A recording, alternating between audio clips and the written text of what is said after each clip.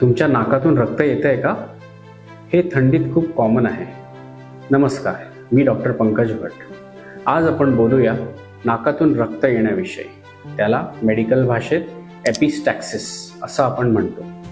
थंडीच्या काळात हवेत खूप गारवा तसंच कोरडेपणा असतो. त्यामुळे नाकामध्ये जास्त कोरडेपणा आल्यामुळे नाकातला जे आतला थर असतो त्याला ओलावा कमी पडतो आणि त्याचमुळे तिथल्या रक्तवाहिन्या ज्या नाजूक असतात त्या अचानकपणे फुटू शकतात. त्यामुळे नाकातून रक्त वाहण्यास सुरुवात होऊ शकते. हे थंडीच्या दिवसात खूप कॉमन असतं. यासाठी आपल्याला काय करायचं हे आपण बोलूया.